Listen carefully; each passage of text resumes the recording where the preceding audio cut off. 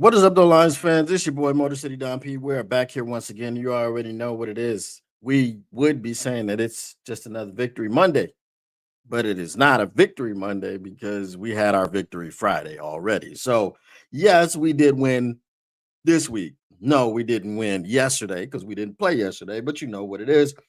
When you see me in front of your TV, one thing is for certain, and three things are for sure. Number one, the Motor City Cats are indeed back at it. Number two, we came to give you stats and not none of that static. And number three, perhaps the most important number of them all, number three. Want to make sure we keep your Lions news pragmatic. And you may be asking yourself, how, Don, how, Mr. P, does one keep their Lions news pragmatic? It's a very simple process. I'll tell you. I'm glad you asked. Thank you. Smash the like button, subscribe, and share with your peoples. And once you've shared this with your mothers, your brothers, your uncles, your sisters, your cousins, your fathers, your sisters, you name it. You name it. You have indeed cared about those people because sharing is caring. And you've also kept your Lions news pragmatic. We got some things that we got to get into today, man. We got to talk about comparisons. We got to talk about comparisons because comparisons are the thief of joy. And of course, this is the week where we will be comparing Matthew Stafford and Jared Goff.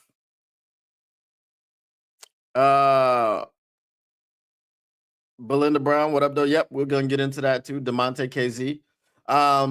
We're going to be comparing Jared Goff and Matthew Stafford. But the thing that got me thinking about this topic of the day is I saw something one Sunday morning. There were some people, very respected people, in the Detroit media space. Very respected people. And I mean, these are some old heads. I'm talking about these people were covering the Detroit Lions when Barry Sanders was playing football for the Detroit Lions. And the conversation took a crazy turn. The conversation was that Jahmyr Gibbs will be better than one Barry Sanders.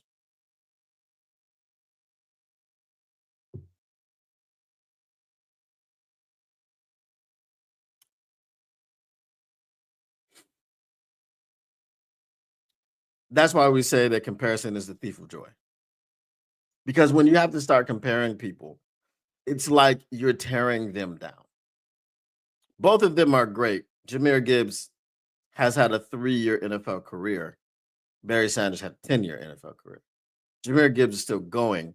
Barry Sanders retired 26 years ago. Okay? Barry Sanders retired 26 years ago. The man has not played football in 26 years. When he retired, he was second all time. All the time in rushing yards. Some people said he retired because he didn't want to break Walter Payton's record because he had too much respect for the man.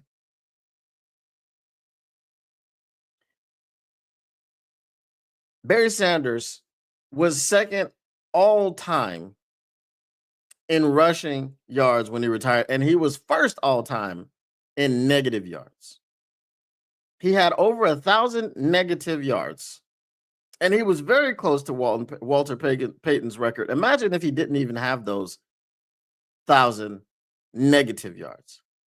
And why did he have so many negative yards? Because Barry Sanders had the unique ability to run around and come out of the pile 70 yards down the field. That's why he did that. What up, though, Brent DeWitt? And who do we have here? We have Brandon Martin. What up, though? All right. So, look, man, I know we got a lot because we do the sports. This is sports media, whether you like it or not. A podcast that talks about sports is sports media. It has the ability to reach thousands of people. It has the ability to reach millions of people. With just one YouTube short, you can get your opinion out there, and it can reach millions of people, millions of eyes. and they're not even your subscribers. Okay, so this is sports media to some degree. Here's what's missing, because we're gonna get into the Jared Goff, Matthew Stafford thing in a second here as well. Here's what's missing from these debates: nuance. And you would think that someone who is that old is going to give you the nuance and not just tell you things like trying to be a hot take artist or whatever it was. Jahmyr Gibbs is going to be better than Barry Sanders. I would love for that to be true, because I love me some Jahmyr Gibbs, and I will not allow this conversation to be one of those comparisons being the thief of joy type of situations, because it really does both players a disservice. And I will not do either one of those men a disservice. I call Barry Sanders my football father. I might as well call Jahmyr Gibbs my football son. You understand what I'm saying? 3 generations of we got Sanders, Peterson, and we got Sanders Gibbs. You know what I'm saying? It's 3 generations. We all just cut from the same cloth. All right. 2 of those guys played in the NFL. I did not.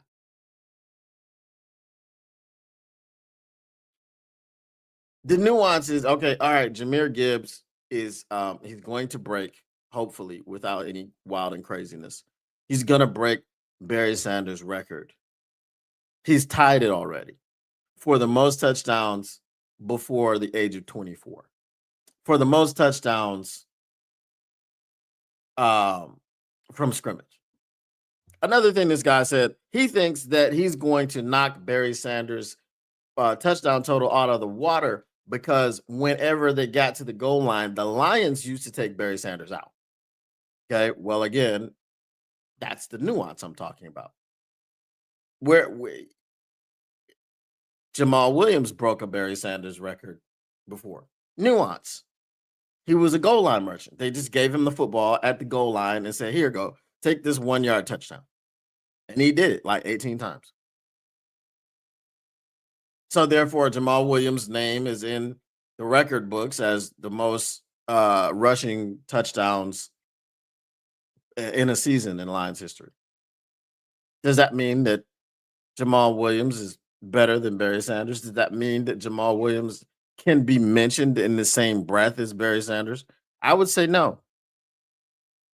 Not the same breath at all. It's not possible.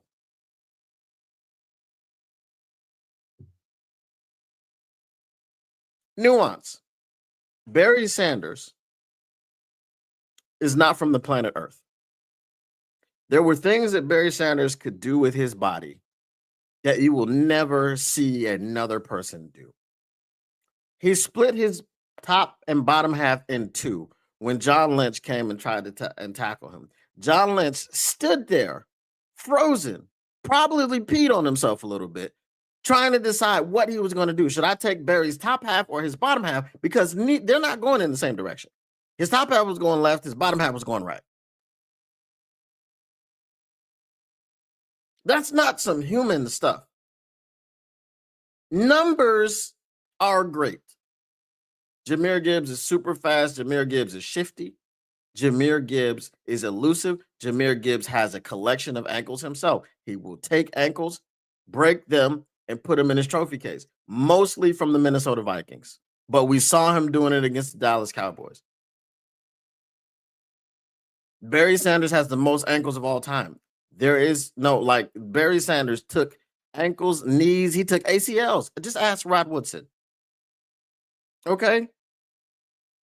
So Barry Sanders has all of that stuff. Barry is the greatest of all time, not just because of numbers, not because of rushing totals, not because of touchdown totals, because the man did things that you never saw a human being do before, and you haven't seen it since. Look at Michael Jordan. Michael Jordan was doing things that you've never seen a human being do, but you've seen it since. Barry Sanders was doing things you never saw a human being do, but you haven't seen it since. Okay. So I'll rest my case on that. Jahmyr Gibbs, awesome, phenomenal. My second favorite running back in the history of the Detroit Lions.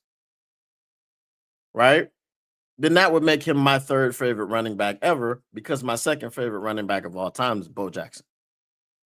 Okay. So let's cut. Look, the Detroit Lions, and this is going to bleed into the next part. The Detroit Lions fans have a problem. I don't know if it's stirred on by the younger fans who didn't necessarily see Barry play. If you didn't see Megatron play, you real young. You real young. You super duper young. Okay? But every time we get a good player at the position, the first thing that we want to do, they haven't proven anything. And I'll prove it to you right now. They've proven nothing. They've done nothing really in the league. The first thing that we want to do is say, oh, that running back is like Barry.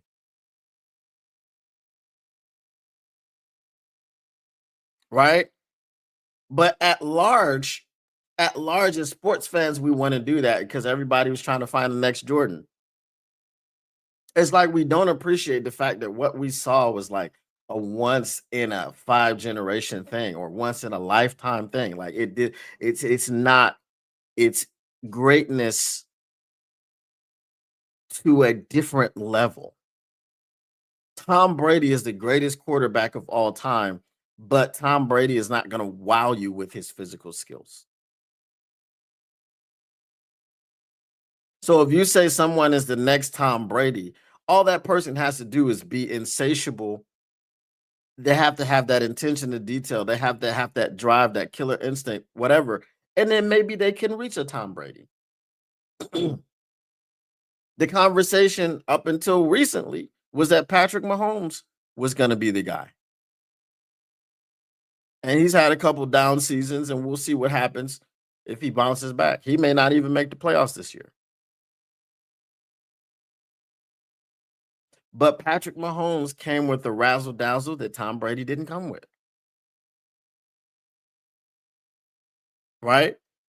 Tom Brady knows football better than probably, I don't know, if you wanted to name a coach who you thought knew football better than Tom Brady, you could try. Right? Tom Brady was the system. The Patriot way was Tom Brady.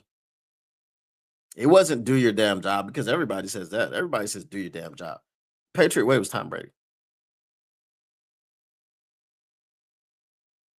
Right? So he has special traits. Hunger, desire, intangibles, all these things, right? When you look at the tangibles of a Barry Sanders or Michael Jordan, other people just don't have those things. Michael Jordan, yes, because athletes have become what Michael Jordan was back in the day. They've become bigger, they've become stronger, they've become faster. They can fly higher, right? You never seen anybody become what Barry was. Just haven't seen it, and I don't know that you will. Not even his sons who shared DNA with him had any ability to do what he did. Barry Sanders is a once in a lifetime person. You probably will never see another one. Okay. So, Calvin Johnson. Oh, Isaac Tesla, Vanillatron, Mailtron, Tron. For what? My man has 10 targets on the year. For what? What are we doing? Why? Because he's 6'4"? Calvin Johnson was 6'4", 235, or 6'5", 235, and ran a 4.3 40.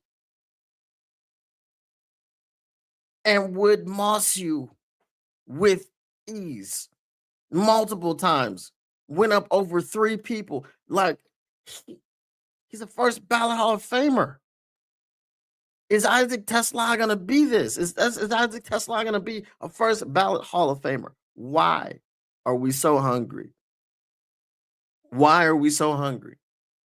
Is it just that you didn't see it? Because I saw Barry. I saw Barry in person. A lot of you people saw Barry in person. Is it just that you didn't see it? Are you one of those people? I didn't see it, so now I have to replace him with somebody else. Now I can see Jameer. Jameer's now. Jameer's phenomenal. It's not Barry. And that's not a slight, that's not a shot at Jameer, because no running back in the history of the NFL that came before Barry Sanders or that came after Barry Sanders has been Barry Sanders. And this is why, like, it annoys me. And you, like, brother, no. You might see a trait here and there, but the whole package of Barry Sanders, no. No, not in a million years. Why do we do this? Stop. Jahmyr Gibbs, Jahmyr Gibbs, the electrician, all the things, bro. I have so much fun talking about Ja. I have so much fun watching Ja, celebrating with Ja, celebrating Ja. I don't ever want him to go anywhere. I want him to be a Lion for life. He's not Barry Sanders. And it's okay. He's not supposed to be Barry Sanders. Because there's only one Barry Sanders. There's only one running back who runs the football like Barry Sanders. That's Barry Sanders. You cannot ever tell me that you've ever seen another running back do the things that Barry Sanders did routinely. You can't. You can try. You can say, "Oh, well, Reggie Bush." Yeah, Reggie Bush had some trait. Bro, you need Brett. Listen, y'all remember Voltron? Okay, Barry Sanders is already Voltron. He is. You got to take. You can take some Reggie Bush.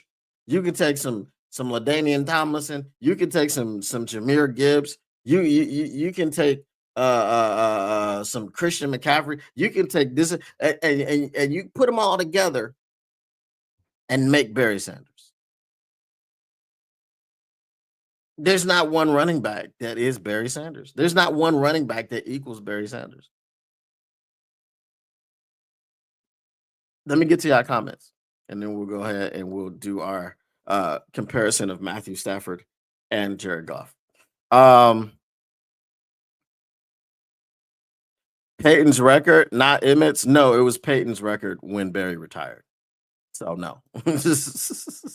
What up, though? Appreciate you, Mr. Detroit City. What up, though, Will Murray? You see, oh Lord have mercy. Here we go with this. Would realize just how good Herman Moore at Big Blade Detroit was. I'd take Herm over Calvin any day, even right now in retirement. He doesn't have the shot to be Barry. He has some shot to beat records. That's fine, but to be Barry, like, y'all gotta remember who Barry was. After this show, go back and watch Barry, because y'all, like, it's anyone that is comparing Jahmyr Gibbs to Barry Sanders doesn't know Barry Sanders. I'm sorry. We never saw it and haven't seen it since. It's just not there. Barry was more elusive. Gibbs obviously is faster, for sure.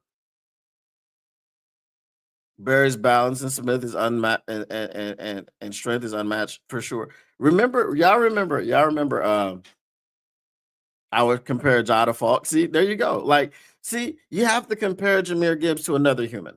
Barry Sanders is an alien. You know what I'm saying? He's an alien. Gibbs has already been on a better team than Barry ever got to do. Facts. All right. Yeah, do y'all remember Coach Jeff Fisher, who was a phenomenally bad head coach? He even couldn't make it in the UFL. Okay. Do y'all remember that he was like the defensive coordinator of the Los Angeles Rams? And were they the Los Angeles Rams? Yeah, they were the Los Angeles Rams at the time. And he released live chickens in practice to simulate the movements of Barry Sanders. Okay, if you don't know this story, it is a real story. It is a real thing that he actually did. He released live chickens in practice to prepare, for Barry Sanders. There has never been another coach in the history of coachdom that has ever released live chickens, because there's never been a player in the history of playerdom that you had to simulate their movements with chickens. It just, and that's the thing. Once someone says, hey, we got to release chickens to try to catch Jahmyr Gibbs. No, bruh, no. And you know why? You know why Ja doesn't have that level of elusiveness? Because after he breaks your ankles, he is off to the races. He doesn't need to completely contort your body on the field to get around you. Barry Sanders was fast, but he's not Ja Rule. Where is Ja? Somebody find Ja Rule so we can make sense of all of this. Barry is fast, but he was not Ja fast. So, chickens. That's the start of your argument. If you got chickens for me, I will listen to your argument. If you don't have any chickens, I don't want to hear it. I don't want to hear it. If you don't have chickens in your repertoire, I don't want to hear your arguments. I'm sorry. So let's start with chickens. Who you got chickens for? You got chickens for any other running back? Give me chickens. Where are the chickens at? Let me see the chickens. Put them out on the table. Where your chickens at? All right. Day after games at the Silverdome, couldn't talk from screaming Barry. See, there you go. Barry had the best -1 yards ever. Facts. You know what I'm saying? I mean, look, Barry Sanders had people spectating on the field. Sometimes his blockers couldn't block because they was busy. Go ask Lomas Brown. Busy watching Barry. You know what I'm saying? I got a front row seat. Ain't you supposed to be blocking somebody? Oh, snap. You're right. Let me find somebody. Come on, dog. Barry just, that's it, bro. Barry's Barry. Gibbs would want to ring something Barry couldn't, despite how great people say he was. I don't know, Mr. Detroit City. I don't know what your problem is. I don't. But you got to let that go. Okay? You got to let that go. Barry was something you've never seen before and you'll never see again. I'm sorry. I don't know if it's me, Chef, but I see a lot of Lions fans underestimating the Rams defense. Oh, we're going to talk about it. But we got all week. We got all week. If you're underestimating the Rams defense, stop. Okay? Just stop. Don't do that. Because that's going to get you beat. For being a superhuman, he sure didn't win one, so I don't think he's so much better than others who have done the same job. Barry Sanders is a running back. He has much less to do with winning the championship than the quarterback, because the quarterback must touch the ball every single snap. Barry Sanders never had a good quarterback. Who did he have? Who was his best quarterback? Rodney Peete. Okay. Right now, a lot of people say that Barry Sanders' O-line was trash and all these other things. That's a bit of a narrative. Barry Sanders had good O-linemen. Okay, he had some Hall of Famers in there. All right. One of the things that was the reason that he retired is because they got rid of those Hall of Famers. They got rid of Kevin Glover. They were lowballing people. He was out. They brought in Bobby Ross, who wanted to give him a fullback. They didn't capitalize on Barry Sanders. Barry Sanders did more to put a team on his back by himself than any other running back in the history of the league. I'm sorry. If there ain't a chicken, if there ain't a chicken to be found in your argument, I don't want to hear. If Gibbs cries like a 57-year-old baby crying about the team owes me, poor me, I'll boo him too. Who said that the team owes him?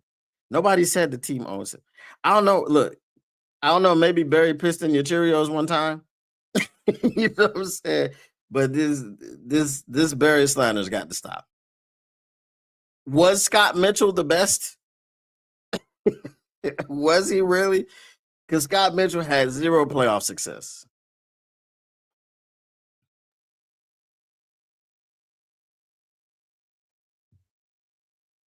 You're hurt. I understand. You're hurt. I got it. Rodney Peete. Oh yeah, the guy that's smiled after throwing an interception. I mean, we had Rodney Peete, we had Gary Danielson, Scott Mitchell. The list goes on. I was at the game when Barry broke 2,000 yards. They made the playoffs in '97, and nobody cared. We wanted 2,000 for Barry. Facts.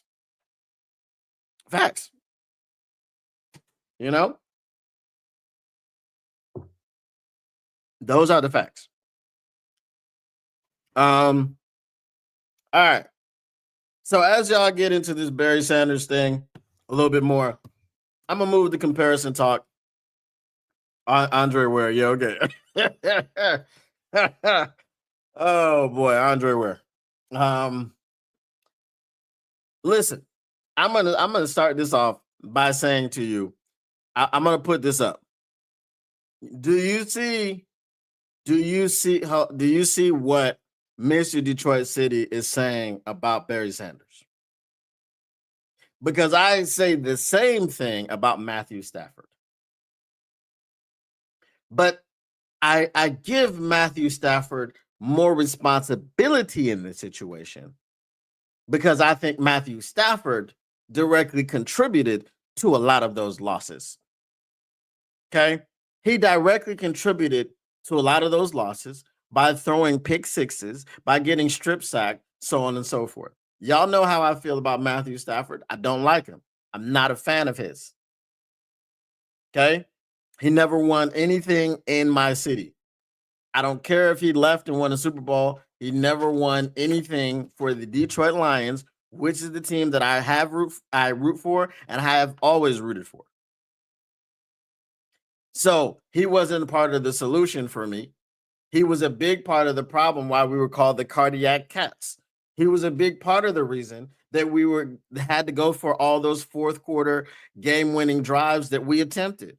A lot of them we got, some of them we got, a lot of them we didn't get. Some of them, after already throwing pick sixes during the game earlier, he would throw a pick six on the game-winning drive. He looked a lot like that old Matthew Stafford last week against the Carolina Panthers. Okay? I have to preface that. And I have to say all those things. Why?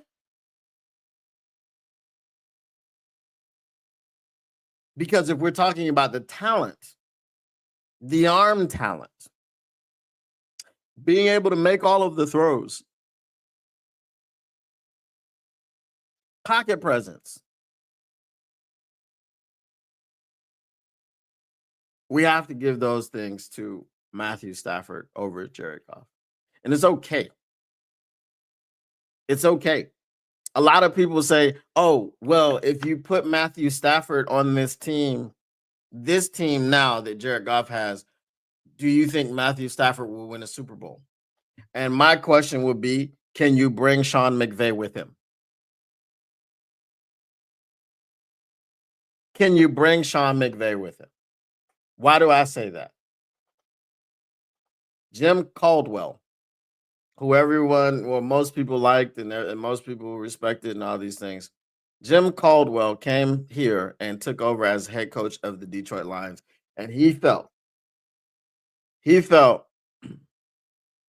that the best way forward that the best way to win was to take the ball out of Matthew Stafford's hands, because Matthew Stafford was a gunslinger who would put the ball in harm's way. He's a lot like Jordan Love.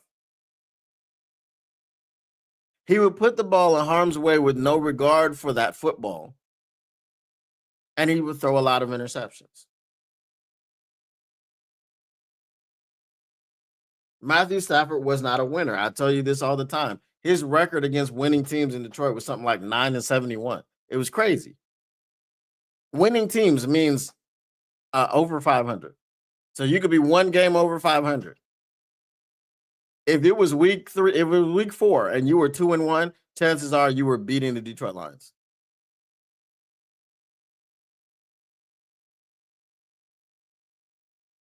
If it was week 2 and you were 1-0, chances are you were beating the Detroit Lions.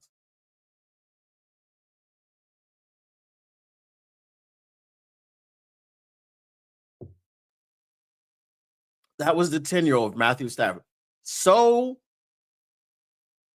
few and far between. I don't even think you can say few and far between. I mean, it's definitely the definition of few and far between. 9 wins against 71 losses in 12 years against winning teams that had the criteria for being a winning team is you are one game over 500.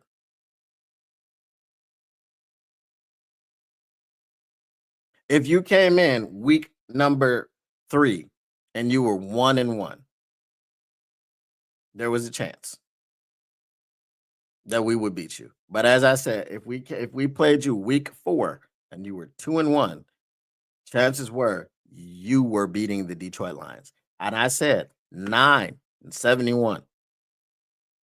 It could actually be worse. The 70 part could be worse, but I know the wins were 9. It was single digits. Okay, if y'all have the stat up, you can put it in the chat so that I will be there exactly. Okay. But we have to go into nuance. Can Matthew Stafford make more throws than Jared Goff? Yes. Would Matthew Stafford unlock Jameson Williams so you could actually throw him deep balls consistently? Like when he was at Alabama? Yes.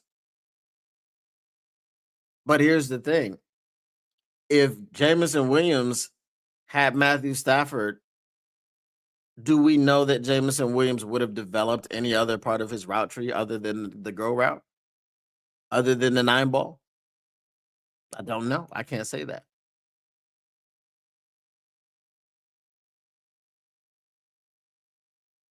But some of these other people that we have would probably be more unlocked. Khalif Raymond, you could send him downfield. Isaac Tesla, you could send him on jump balls, 50-50 balls, to see if he can go up and get it. Would that make it a better team? You would think so. You would think so, but I have to point back to 2014-15 when Matthew Stafford had weapons. He had a running game, he had receivers, and he had a top 5 defense. Truly top 5 with Sue and Fairley and them boys. And with that team, he could not win you a division, and he could not win you a playoff game. We got to the playoffs, but we did not win the NFC North. And we had to go on the road and play the Dallas Cowboys. And Matthew Stafford fumbled the football after throwing a pick on the same drive. If you don't remember how that happened, how was it the same drive? Well, Matthew Stafford, in the last gasp, in the last ditch effort to win that football game, a game which we were leading for most of the game. In his last gasp attempt to win the football game, he threw an interception like he had done so many times before. Well, what happened after they threw the interception? There was a fumble during the return, and the Lions recovered it. So we had a fresh set of downs, and on 4th down, Matthew Stafford got strip sacked, and the game was over. So this is why I ask you, when you talk about Matthew Stafford being on this team up to this point, would he win? Would he have won a Super Bowl? And I say, can you bring Sean McVay with him? Because Sean McVay is the key to Matthew Stafford's resurgence. Sean McVay taught him like apparently no other coach could teach him that throwing pick sixes is bad. Sean McVay taught him like apparently no other coach could teach him that throwing the football to the other team is bad. We don't like to do that. All of a sudden, the pick machine gunslinger was no longer the pick machine gunslinger when he went to LA. But were Jaquiski Tartt able to catch, we might not be having this conversation. So the competition between Jared Goff and Matthew Stafford, if we look on the surface, Jared Goff has had coaches that have helped him. Matthew Stafford has had a coach that has helped him. Is Matthew Stafford a better quarterback? Physically, yes. Mentally, and here's the thing, because before Jared Goff got to Detroit, and even some in Detroit, Jared Goff had a turnover problem too.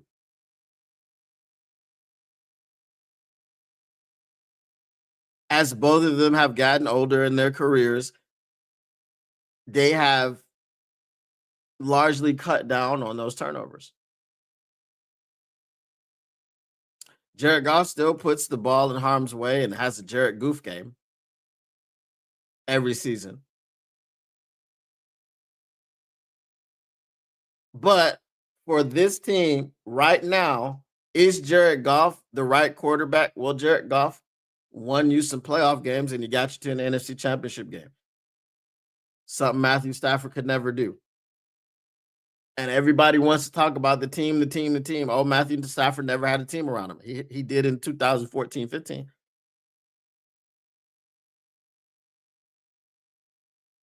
He didn't win you a division. He didn't win you a playoff game. As soon as Jared Goff got this team,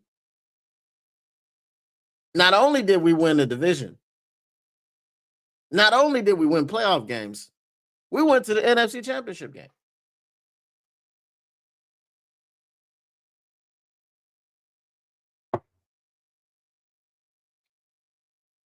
So my question to you guys is Matthew Stafford simply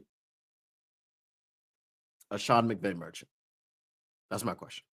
All right, I'm going to get to y'all comments. Andre Ware. What I say about Barry is he acted like a grown child the past 15 years claiming money. Okay.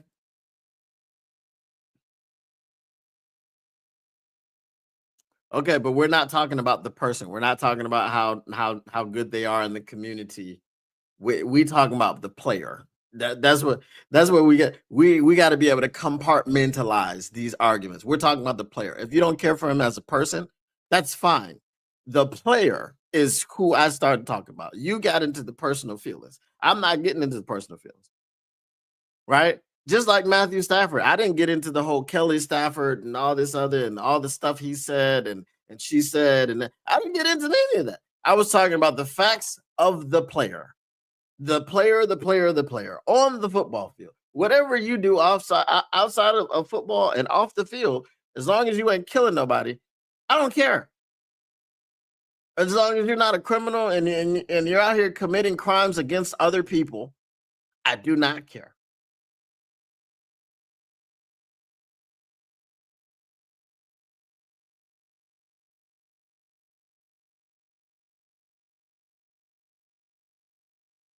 What's up, though, Zach J?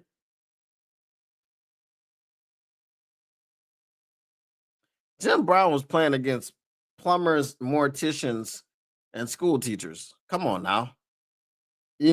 Come on. They weren't even professional football players. They were like, they would go to a game, play in the game, and then they would go to their sales job as freaking vacuum salesmen. Come on. I get it, but that wasn't an era of football where you could say everyone was on a somewhat level playing field. Matthew Stafford was 8-68. Okay. So I was off by 1 for the wins and 2 for the losses. Okay. 8-68 against winning teams as a Lion and never won more than 1 game against them in a season. Ish. Ish. So that means in 4 of those seasons, he didn't win any game against those teams. That's crazy. Stafford had the tendency to throw the ball way too hard for the short routes, right? 8-68. Okay. Y'all got it. All right.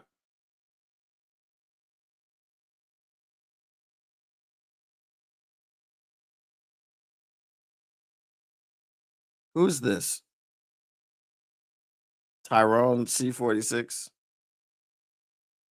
Just make sure you don't boo Stafford's kids this time because we were booing his kids apparently. Don't want Kelly to cry again. I'm riding with Jared Goff. Okay. All right. We got you. I don't know what McVay's done, but don't the Rams have some kids making tackles all over the field? Yep. We're gonna get to their defense a little bit later in the week. We definitely gonna do that. Yes, but an arrogant person such as Barry carries their arrogance with them wherever they go, Don. I don't hear a ton of Lions ranting and raving how great of a leader Barry was, etc. Never, not once. Again, I'm not here to defend the man. Okay. Arrogance is never something I've ever heard about Barry Sanders, but hey, I'm not. We talking about the player. I'm not getting into the personal. I'm just not. That's not what we're doing today. All righty. The one thing I wonder if it would have worked was Stafford with Osama bin Johnson. So, see, that's a good argument. That's a good argument. With this staff, see what I did there? With this staff have been able to fix Stafford. If you fixed Goff, I think you could fix Stafford. Okay, now here's the other question that you have to ask.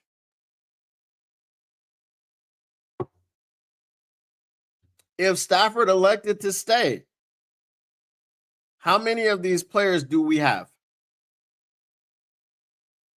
Do we have Amon-Ra St. Brown? Do we have Jamo?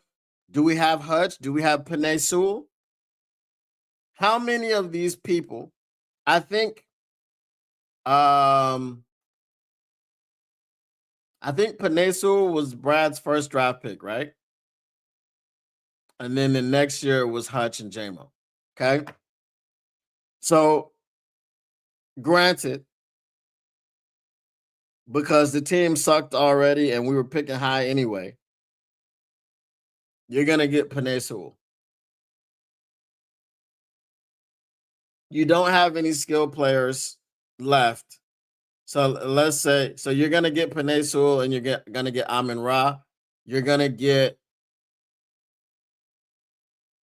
Hutch.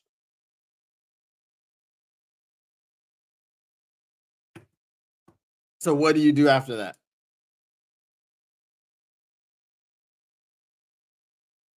It's a fair debate. It is. But that's what I'm saying. So we got to add this to it. What kind of team do you have at this staff's disposal?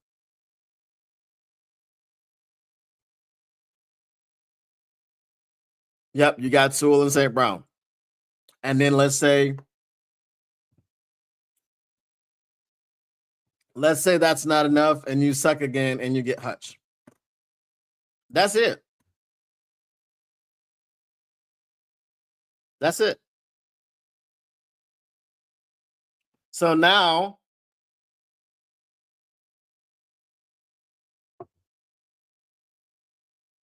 how quickly does Brad go into his situation with project picks in the third round or using third round picks for projects?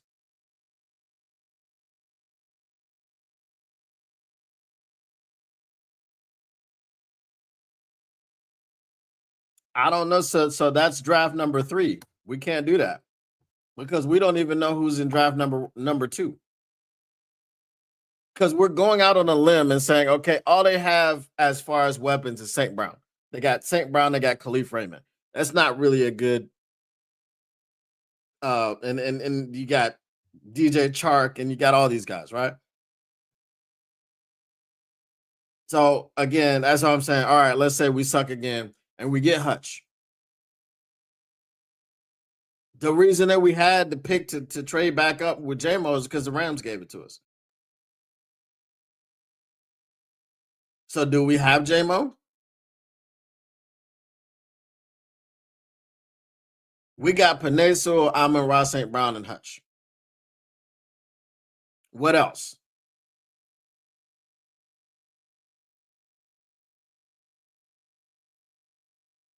Because then you go into draft number 3. That's when you get Sam Laporta, Jahmyr Gibbs, Jack Campbell, Brian Branch.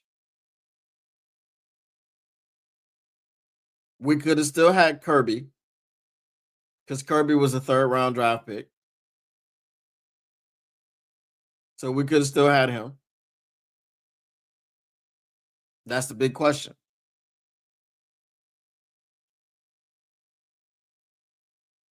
Right. That's the 9 and 8 draft. That's draft number 3, right? Because draft number 1 was when they first came in. Draft number 2 got you Hutch. When we got Hutch's rookie season, it got you Hutch and J-Mo. When we got him, that's when we went 9 and 8. The next year was Jack, Laporta, and Branch, and Broderick Martin, and Kobe Sorsdahl.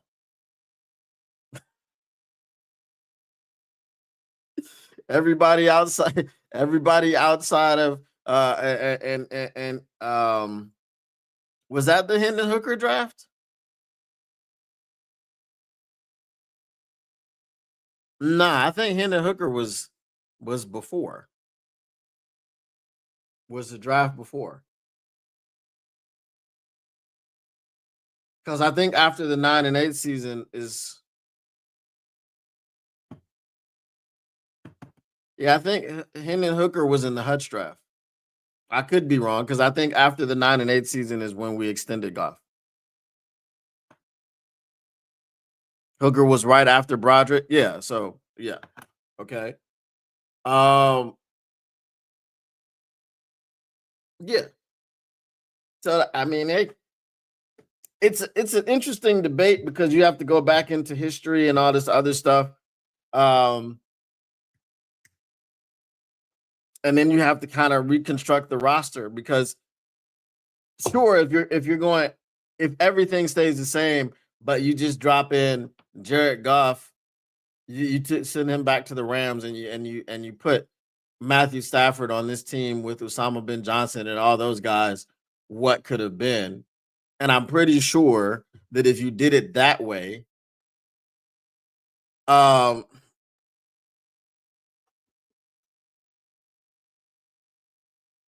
here's the thing though. If you do it that way and you go to the NFC Championship game, Goff wasn't the reason you lost the NFC Championship game. So what are you going to say? Stafford would have willed us to more points with his arm?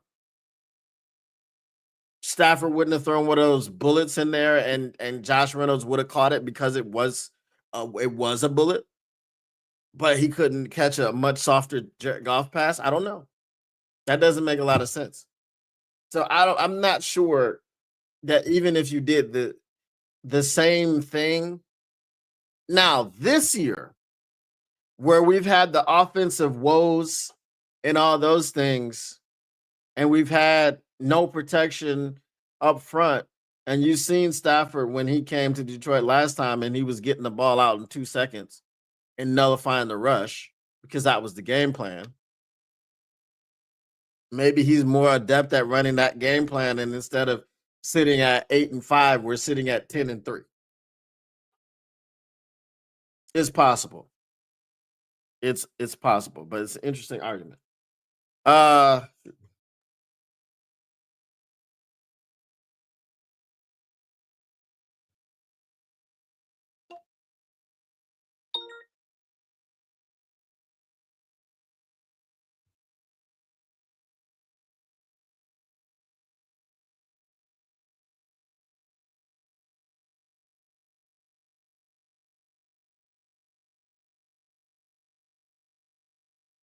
Okay. All right. Whew. All right. Yes, I'm gonna have to kind of get out of here on the 15 mark. What, the 8:15 mark? Or we would have paid Hawk at that point.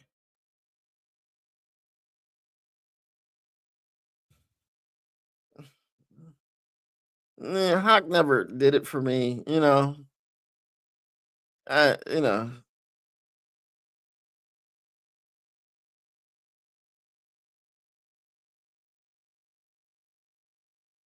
Okay, well, whatever.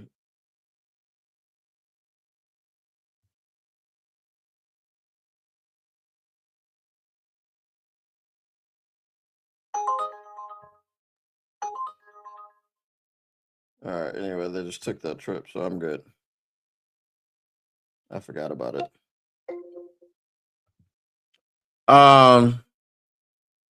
We would have paid Hawk if Stafford stayed. I mean, like I said, I never was a Hot guy. Really, he fell down too much. Brad Holmes would have just traded up for everyone. They'd all be here. LMAO. I don't know. Matthew Stafford couldn't win with a bad defense and bad O-line in 12 years with the Lions. Why would he do it now? What do you mean? What about what about 14 and 15? Why did everyone want to discount? I don't know if you're a Stafford fan or not, but that's the thing. Like, the Stafford fans always discount the fact that you had a top 5 defense and you had weapons all over the place, and you still couldn't win a division or a playoff game. The point about now is it's about the staff. As I said, if it was Sean McVay, if Sean McVay really was the difference in Matthew Stafford's career, then what about Dan Campbell and Osama bin Johnson? You know, we see what Osama's over there doing for Caleb. Now, Caleb is still, Caleb's still Caleb.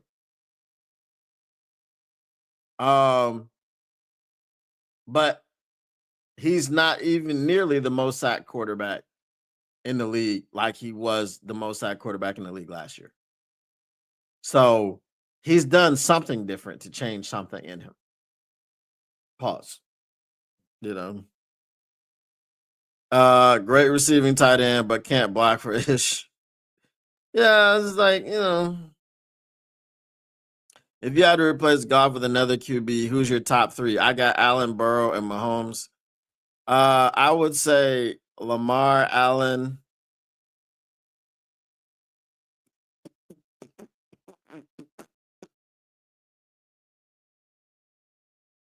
I would definitely say Mahomes. That's my top 3. Would I love? I can't even say Burrow because he's from that place. He's from that place. I can't, you know. There's gonna be a nice edge there this year, and Brad Holmes about to be like, nah, we're gonna trade back. I wouldn't be surprised, bro. If he deals in some shenanigans this draft, I'm gonna be pissed off. I'm gonna tell you that much right now. I'm gonna crash out. AFC QBs. Yeah, who in the NFC are you replacing Goff with? Jordan Love?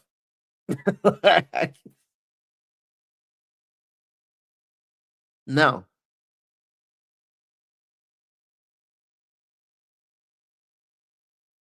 Allen, Herbert, Burrow, and Mahomes for me. You see, you only get. Here's the thing, and I've been saying this about Herbert. Herbert is Matthew Stafford in Detroit. Until he wins something, he's got all this talent, all this arm talent. He can run. You know, he's big. He's like, he don't win. Really, like, literally does not win.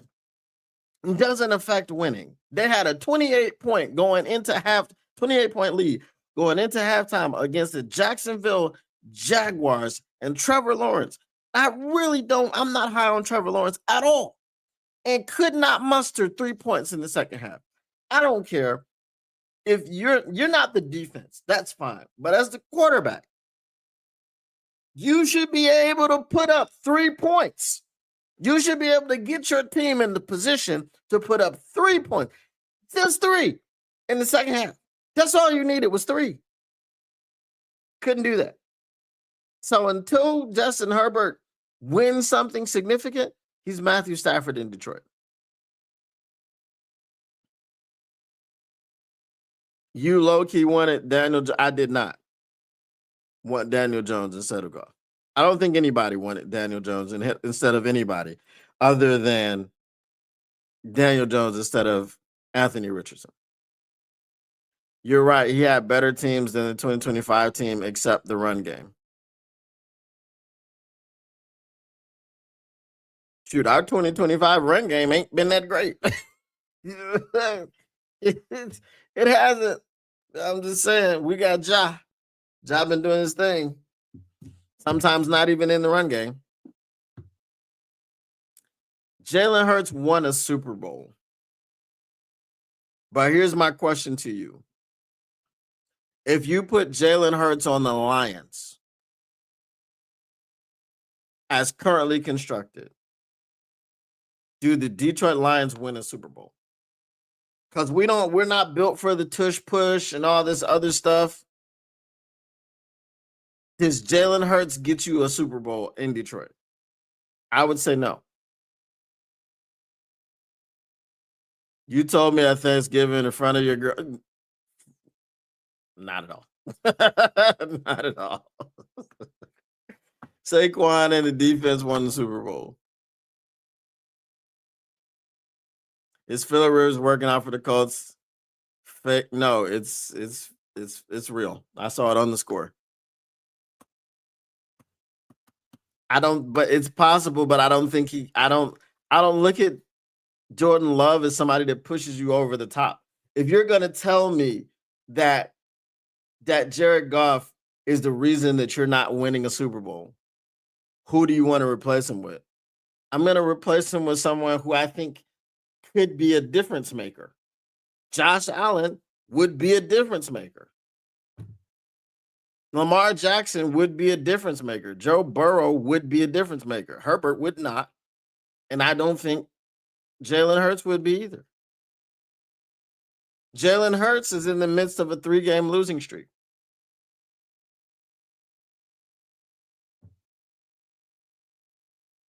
You know?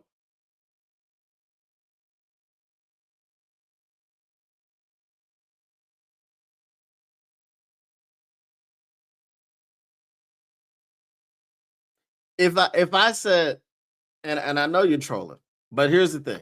If I said anything about Danny Dimes this season, wouldn't nobody look at me like I was crazy? Because he was balling this season until he tore his Achilles. If I said something like that last year, then people would look at me like I'm crazy. This season, no. All right, you know what time it is. Mailbag, mailbag. What you want to do? What you want to do when they reading you? Mailbag, mailbag. See next mailbag. Get your mailbag questions in. Get them in. Bask in it. Go ahead, get those in. Mailbag. What about Baker?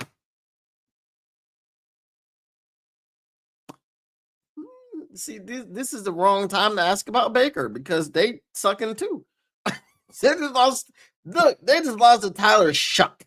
Okay, Tyler Shuck, who was the worst quarterback in the history of the NFL Combine. Y'all just lost to him. So I don't know about Baker, bro. Before this season, I would have said, yeah, it's a possibility, right? Because I gave Baker his props and his flowers and all that stuff. But now, I don't know about all that, bro. I don't know about all that. Save 20 million there. If you save 20 million, you could go ahead and get you somebody else. Mailbag. I get the impression that a lot of Lions fans have already chalked Sunday up as a loss, probably because Matt Stafford is the Rams QB. What do you think of this kid, Kyron Williams? I don't think too much of him. He cost them a lot of games with his fumbles. He's, but he's J-Mo's cousin. You know what I'm saying? But he's decent, but he fumbles too much for me. You can't trust him. You don't know when he's going to drop the football. He could be on the goal line going in, and he's going to fumble. So yeah, can't trust a running back who can't hold on to the football. Baker's weapons are gone. That is true, but Tyler Shuck should not be in the NFL. So I'm just saying, you shouldn't lose to him ever. I understand it's in your division. We lost to the Vikings. I get it, but Tyler Shuck is terrible. He's worse than JJ McCarthy. Mailbag, do you know what the Lions need to make the playoffs? Do we want the Bears to win or Packers to win? So the Packers have to win. Let's look this up right quick because I haven't done this. I was intending to do this. So it's current NFC.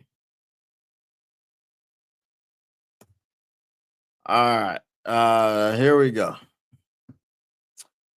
NFC playoff picture. Right now, the Rams are the 1 seed, the Packers are the 2 seed, the Eagles are the 3, Bucks are the 4, the Seahawks are the 5, 76ers are the 6, and the Bears are the 7. So we want the Bears to continue losing because the Lions are the 8th seed.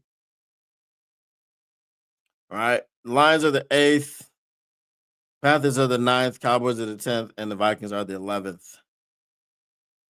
Eliminated Falcons, Cardinals, Saints, Commanders, Giants.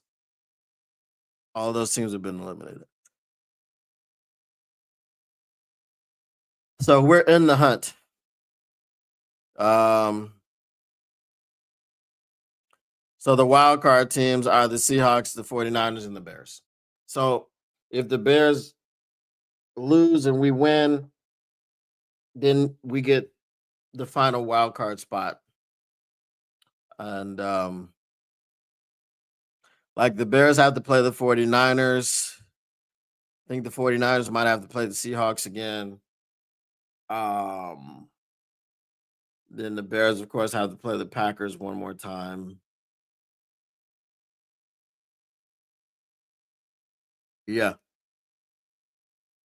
So we need the Packers to win the next time they play.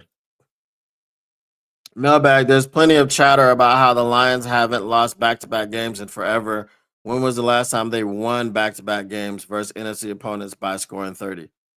I think sometime last year, because it ain't been too much of that this year. Mailbag, who are we cutting next season as cap casualties?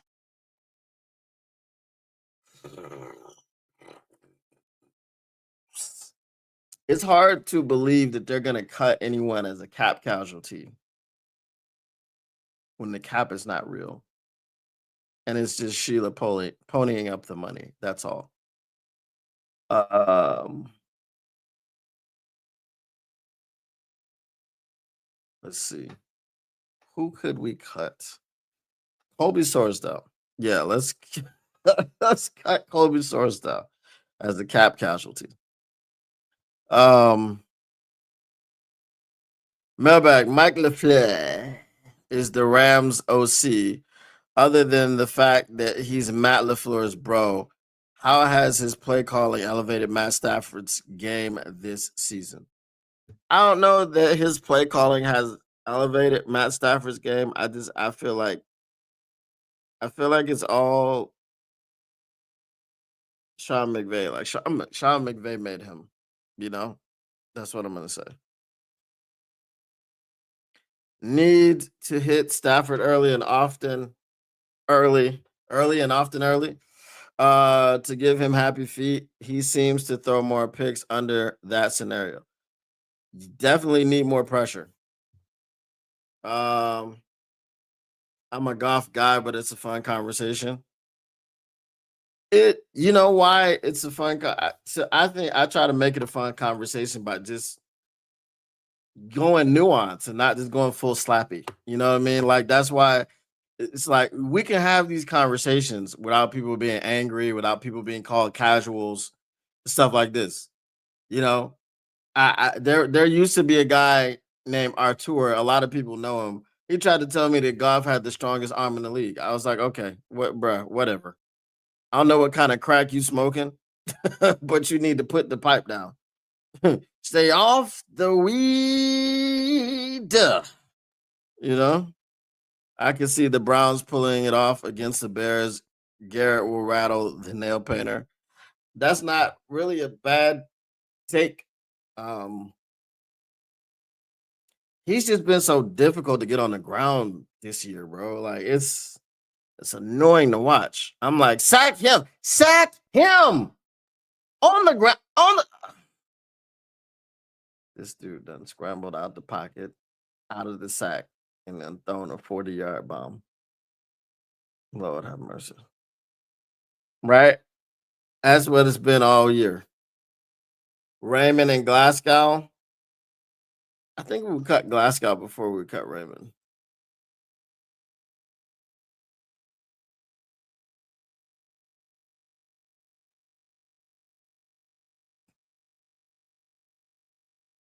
The deep analytics guy.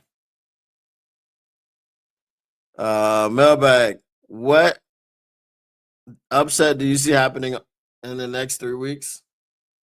The Bears could lose to the Browns. Uh,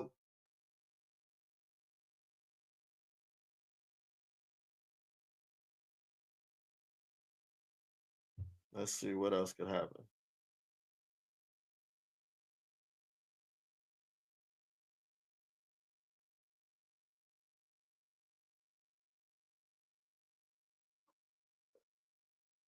Yeah, I think the Bears could lose to the Browns.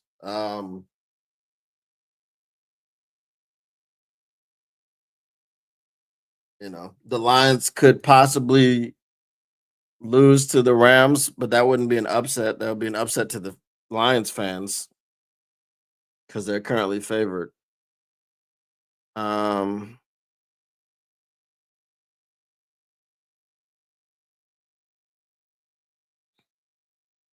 I don't know. I don't know. It's tough. I think Bears Browns Miles Garrett is a really good one. And Shador was balling. So, I mean, it was against the Titans. So, we'll have to see. I see both the Packers and Bears losing next week. Oh, that would be awesome. If both of them lost and we won. Brown scoring points with defense is scary.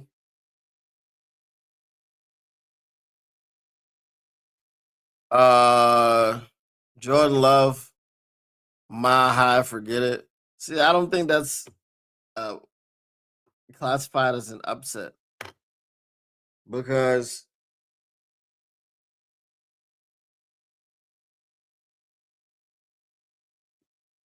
all right, let's see.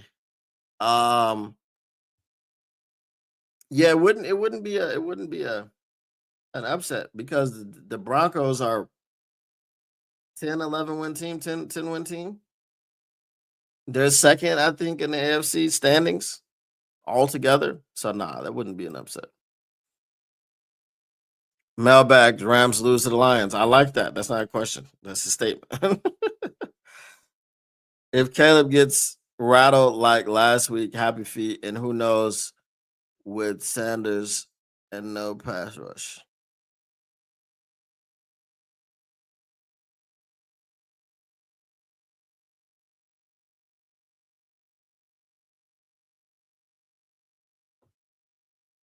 Let's see.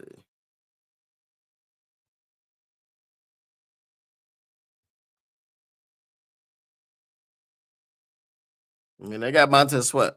The Bears don't have pass rush. I meant, yeah. That's it. They got Montez Sweat. All right, Broncos are gonna bring the Cheeseheads down to earth. Yeah, I don't see the Packers winning that game. So that's definitely like the Broncos winning and the Browns winning, and then us winning. That would be very, very helpful. So let's hope that happens. All right, I gotta get out of here. I gotta go get my 3 Red Bulls for $10. All right, y'all. I appreciate y'all hanging out, stopping by for a drinking conversation. We'll be here tomorrow. Yeah, we'll talk about some of the Rams defense tomorrow. We got to get into that. Um, I just wanted to do this comparison thing, man, because we just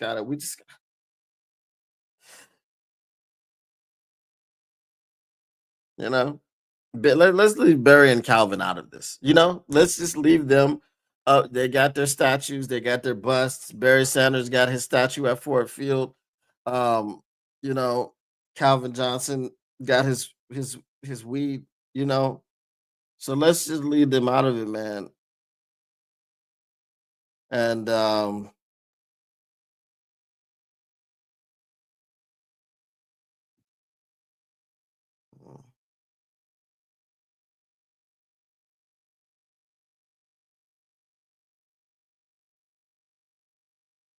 let's see,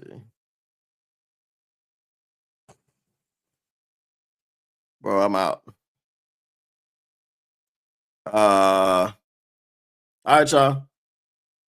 Once again, the Motor City Cats R&D back at it. We came to give you stats, not none of that static. Whatever you do, make sure you keep your lines news pragmatic, and we are out. Peace.